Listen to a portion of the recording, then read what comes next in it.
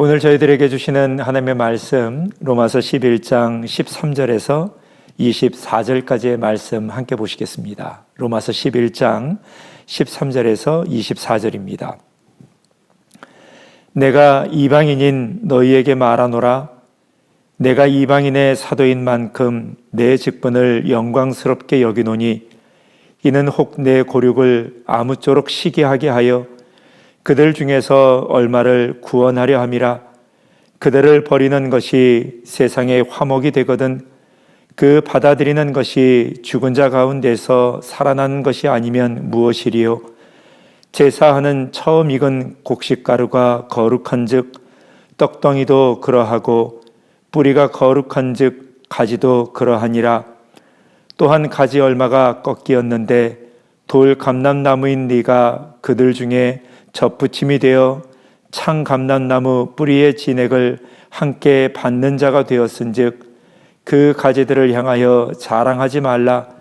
자랑할지라도 네가 뿌리를 보전하는 것이 아니요 뿌리가 너를 보전하는 것이니라. 그러면 네 말이 가지들이 꺾인 것은 나로 젖붙임을 받게 하려 함이라 하리니 옳도다. 그들은 믿지 아니함으로 꺾이고 너는 믿음으로 섰느니라. 높은 마음을 품지 말고 도리어 두려워하라. 하나님이 원 가지들도 아끼지 아니하셨은즉 너도 아끼지 아니하시리라.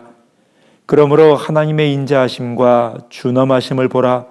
넘어지는 자들에게는 준엄하심이 있으니 너희가 만일 하나님의 인자하심에 머물러 있으면 그 인자가 너희에게 있으리라. 그렇지 않으면 너도 찍히는 바 되리라.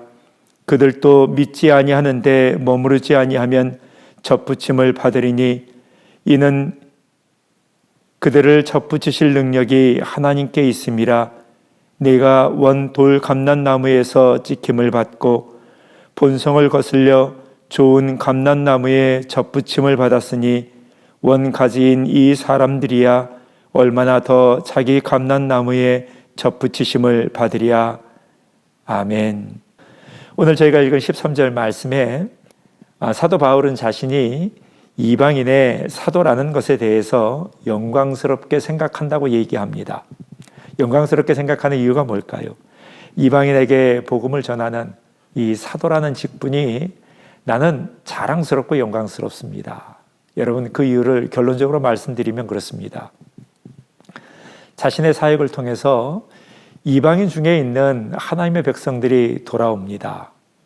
또 그러한 이방인들이 돌아오는 것을 보며 원래 이스라엘 중에서 하나님의 백성들, 유대인 가운데에서 하나님의 백성들이 자극을 받습니다. 그 자극을 오늘 저희가 읽은 14절 말씀은 내 고륙을 아무쪼록 시기하게 하여 라고 표현합니다. 이방인들이 하나님께로 돌아오는 것을 보면서 유대인 가운데 있는 하나님의 백성들이 자극이라는 것을 받습니다. 시기함이 생겨요. 그것을 보고 하나님께로 돌아오게 됩니다. 그래서 사도 바울은 이것을 자랑한다라고 얘기합니다. 사도 바울을 통해서 잃어버린 이스라엘을 다시 찾고 또 사도 바울을 통해서 이방인 중에서 하나님의 백성들이 돌아오게 되는 이 귀한 두 가지 사역에 사도 바울이 쓰임을 받습니다. 얼마나 자랑스럽습니까? 또한 15절 말씀을 통해서 그들을 버리는 것이 세상의 화목이 되거든 그 받아들이는 것이 죽은 자 가운데에서 살아나는 것이 아니면 무엇이리요? 라고 얘기합니다. 하나님께서 유대인들을 버리셨다면 그들을 버리신 것으로 세상과의 화해를 이루는 것입니다. 그러니까 유대인이 버려지는 것, 제해지는 것으로 이방인이라고 얘기했던 세상 가운데 하나님의 화목이 이루어집니다. 유대인이 그 복음을, 그 하나님의 구원의 그 복된 소식을 거절했기 때문에 이 귀한 은혜가 어디로 갑니까? 세상 이방으로 가죠. 네, 그래서 세상 가운데 하나님의 화해가 임한 것이라면, 그렇게 이루어진 것이라면 그들을 받아들이심은 죽은 자 가운데서 다시 살아나는 삶을 주시는 것 아닙니까? 그 이스라엘, 그 유대인들을 다시 받아들이시는 것은 그들이 이미 죽은 것처럼 우리 눈에 보여지지만 그 죽은 자가 살아나는 것이 복음의 비밀 아닙니까? 예수의 행하심을 통해서, 그 십자가를 통해서 죽은 자가 살아나게 되는 것처럼 우리 눈에 보이기에, 이방인의 눈에 보기에 유대인들이 죽은 자 같지만 그들이 다시 살아나는 삶을 주시는 것 아니겠습니까? 그러니까 이스라엘 또 유대인들 중에 있는 하나님의 백성이 살아나게 되는, 돌아오게 되는 회복케 하심에 대한 이야기입니다. 또 16절 말씀을 통해서 제사하는 처음 익은 곡식가루가 거룩한 즉 떡덩이도 그러하고 뿌리가 거룩한 즉 가지도 그러하니라. 네, 저희는 이 떡 반죽에서 띄어서 떡 하나하나를 만들죠. 그러면 떡 하나하나를 보면서 이거는 거룩한 떡이야. 거룩한 떡으로 만들어지고 구별하고 거룩한 떡, 그렇게 부릅니다. 근데 그것이 그 덩어리, 그 가루를 만든 그 덩어리도 거룩하기 때문에 거기서 띄어나온 하나하나도 거룩한 것처럼 나무가 건강하고 또 나무가 거룩하다라고 얘기할 때는요, 가지가 그래서 거룩합니까? 뿌리가 건강해야 가지도 건강하고요, 열매도 건강하지 않겠습니까? 거룩한 뿌리에 붙여져 있으니 나무가 거룩합니다. 가지가 거룩합니다. 라고 얘기합니다. 거기에 대해서 구체적으로 이 얘기를 설명하는 비유가 이제 17절에 등장합니다. 또한 가지 얼마가 꺾이었는데 돌 감람나무인 네가 그들 중에 젖붙임이 되어 창 감람나무 뿌리의 진액을 함께 받는 자가 되었은즉. 네, 돌 감람나무 또 참 감람나무, 네, 감람나무라고 부릅니다. 올리브 나무를 얘기하죠. 돌 감람나무라는 것은 야생 감람나무를 얘기합니다. 울타리에서 키우는 것이 아니라 야생에서 자라는 그 감람나무라는 얘기죠. 근데 이것을 참 감람나무에 즙을 붙였대요. 네, 저희가 아는 일반적인 젖붙임과 조금은 다릅니다. 보통은 열매를 얻고자 하는 것을 잘라서 그 가지를 이렇게 뿌리에다가 붙인대요. 근데 돌 감람나무 가지를 참 감람나무에 붙이면 돌 감람나무 열매를 맺게 되니 이거는 잘못된 것 아닙니까? 누가 얘기합니다. 이 비유의 본질은 열매에 대한 것이 아니고요, 생명에 대한 것입니다. 여러 자료를 읽는 중에 이 부분을 이렇게 설명하시더라고요. 돌 감람나무 가지를 창 감람나무에 접붙이게 되는 경우는 이러하답니다. 창 감람나무가 오래됐어요. 그러다 보니 생명력이 조금씩 줄어듭니다. 그러니까 너무 그 자리에 오래 있었고 또 오랜 시간 그렇게 굵은 나무로 자라가다 보니까 어느덧 기쁨도 없어지고 감격도 없어지고 생기도 없어집니다. 그러니까 참 감람나무가 그 생기가 없어졌어요. 예전에 그 파릇파릇하던 그 이렇게 충만하던 기쁨이 사라집니다. 그러면 이 참 감람나무에 생명력을 불어넣어야죠. 그것을 위해서 돌 감람나무 가지를 이렇게 잘라다가 참 감람나무에 붙인대요. 그러면 돌 감람나무 뿌리에서 제대로 된 양분을 받지 못해서 제대로 된 열매를 맺지 못하는 돌 감람나무도 살고요. 또 영양가가 없고 또한 생기가 없던 참 감람나무, 뭔가 활력이 없던 참 감람나무도 살리게 된답니다. 그러니까 지금 이 감람나무를 키우는 이 농부가요, 둘 다 살리기 위해서 둘을 한꺼번에 붙인 것입니다. 유대인 중에 이스라엘 중에 하나님의 백성을 살리기 위해서 돌 감람나무 같은 이방인의 가지를 잘라서 교회로 붙이신 거예요. 한 몸을 이루게 하신 것입니다. 그래서 원래 참 감람나무가 그것을 시기해요. 활력이 생깁니다. 그 모습을 보고 자극을 받습니다. 여러분, 저희들은 어떻습니까?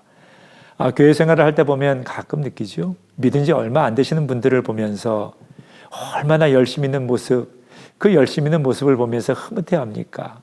한편으로 흐뭇해하고요. 또 한편으로 어떻게 얘기합니까? 나도 그랬어. 아유, 나도 그랬어. 또 그분들은 너무나 열심을 가지고 이것도 합시다, 저것도 합시다. 어쩌나 의욕이 많으신지. 그러면 또 어떤 분들은 그렇게 얘기하세요. 아유, 형제님, 자매님, 혼자 믿어요? 누구는 안 해봤어요? 아유, 그래봤자 다 소용없어요. 우리도 해봤어요. 그렇게 얘기하시는 것들을 가끔 듣습니다. 혼자 믿습니까? 혼자 그렇게 유별나게 믿습니까? 누구는 안 해봤습니까? 여러분, 이런 모습이 참 감람나무의 모습 같아요. 또 거기에 붙여진 돌 감람나무, 믿음 생활 한 지 얼마 안 됐지만 성경에 대한 또 믿음 생활에 대한 그 지식은 짧지만 안에 열심히 막 불탑니다. 근데 와서 보니까요, 믿으면서 보니까 교회 장로님이, 집사님들이 성에 안 차요 하시는 일들이 왜 저렇게 하실까? 왜 이걸 이렇게 안 할까? 자신의 합리와 이성과 이것을 가지고 보니까 불합리한 건 얼마나 많은지, 비이성적인 건 얼마나 많은지, 생각도 짧아 보이고요, 계획도 짧아 보이고요, 하는 일들에 대해서 계획성도 없어 보이고요. 여러분, 그렇게 보여질 적이 없으신지요? 저도 처음 믿을 땐 그랬습니다. 저도 그러고 있네요. 지금 이 말을 하면서도. 고등학교 때 교회를 처음 나와서 보니까 교회 어르신들이 또 목회자가 제 눈에는 왜 그렇게 비판하고 또 불평하고 비난할 일들만 가득했는지 모릅니다. 신학을 하면서 학교 선배들을 향해서도 그랬고, 단기 선교, 선교지에 나아가서도 거기에 계시는 선교사님들을 향해서도 참 많이 비판했던 것 같습니다. 제 모습이 돌 감람나무의 모습이었어요. 이렇게 해야 될 텐데, 그렇게 하지 않는 이들을 보면서 얼마나 불편했던지, 비난의 말들이 얼마나 끝이 없었던지, 저렇게 안 하면 좋을 텐데. 그래서 어떠한 순간에는 다 나 같아야 되는데 라고 생각했던 것 같습니다. 근데 그게 그렇게 무서운 말인지 몰랐네요. 나 같아야 된다라는 생각 속에 나랑 다른 이들이 없어져야 되는데 라는 마음도 들어 있었던 것 같아요. 다 나처럼 바뀌어야 되는데, 내가 맞으니까 나를 따라와야 되는데 나랑 다른 이들은 다 없어져야 된다는 생각이 바닥에 깔려 있는 것이 아니고 무엇이겠습니까? 그랬던 예전의 모습들이 스쳐 지나갔습니다. 돌 감람나무, 창 감람나무가 아마 둘이 서로를 보는 모습이 이러했던 것 같습니다. 이에 대해서 17절 말씀은 뿌리의 진액을 함께 받는 자가 되었다라고 얘기합니다. 창 감람나무도 뿌리 가운데 붙어 있고요. 그리고 비록 가지이긴 하나 돌 감람나무도 창 감람나무 가지가 잘려진 곳에 붙여졌습니다. 그러니 뿌리의 진액을 함께 받는 것입니다. 여러분, 이 뿌리가 무엇입니까? 우리를 죄에서 구원하신 하나님의 은혜입니다. 죽을 수밖에 없는 자, 내 고집, 내 판단으로 살며 죄를 열심히 쌓고요, 악한 열매를 내서 사망에 이르는 것이 너무나도 당연한 그런 우리를 살리시려 예수께서 십자가에 우리를 접붙이셨습니다. 우리는 하나님의 인자하심, 그 뿌리 가운데 붙여진 것입니다. 그러니 어찌 자랑할 수 있겠습니까? 그러니 어찌 무엇을 내세울 수 있겠습니까? 우리도 다 그 은혜 가운데 거하는 자입니다. 이것을 기억하라고 얘기하시면서 16절과 그리고 22절에 이르기까지 세 가지에 대해서 얘기하십니다. 첫 번째는 그 가지들을 향하여 자랑하지 말라. 돌 감람나무들에게 하시는 말씀입니다. 참 감람나무를 비판하는, 그들을 비난하고 있는 왜 저렇게 안 사나, 우리는 내가 스스로 뭔가 잘나서 된 것처럼 생각하는 이들 가운데 하나님께서 구원을 받게 된 이유, 또 은혜를 받게 된 이유가 너에게 있는 게 아니니 단지 하나님의 인자심 때문이니 너희는 자랑하지 말라고 얘기하십니다. 뿌리가 너희를 보존하는 것이다. 네가 뿌리를 보존하는 것이 아니다. 너에게 이 구원의 조건, 또 이 구원받을 만한 자격이 내게 있었던 것이 아니라 은혜 때문이다. 하나님의 인자심 때문이다. 그러니 자랑하지 말라고 얘기합니다. 혹시 사랑하시는 성도님들, 자랑하는 것들이 있으신지요? 무엇을 자랑하십니까? 이 말은 또 다른 말로 나만큼 해봐라 라는 말 아니겠습니까? 이 정도, 또 나만큼 내가 생각하는 대로 자랑하는 것이 무엇입니까? 오늘 말씀은 자랑해서 내려오라 말씀하십니다. 자랑하지 말라고 말씀하십니다. 다른 말로 은혜를 기억하라는 말씀이시지요. 또한 20절 말씀을 통해서 높은 마음을 품지 말라라고 얘기하십니다. 창 감람나무 가지가 꺾여진 것은 그들이 믿지 않았기 때문이고 너희는 다만 믿음으로 붙여졌다라고 얘기하십니다. 그러니 높은 마음을 품지 말고 도리어 두려워하라고 말씀하십니다. 높은 마음은 무엇입니까? 내가 옳다는 것이고 내가 맞다는 것입니다. 그러니 내가 지금 있는 이 자리가요, 내가 뭔가를 잘해서 또 내가 옳아서 내가 맞아서 그 자리에 있다라고 생각하는 것이고 내가 생각하는 그 생각 말고 다른 생각들은 다 틀렸다고 스스로 옳고 그름의 기준이 되는 것입니다. 그 자리에서 내려오라 하십니다. 21절 말씀을 통해서 그 이유를 이렇게 설명하시지요.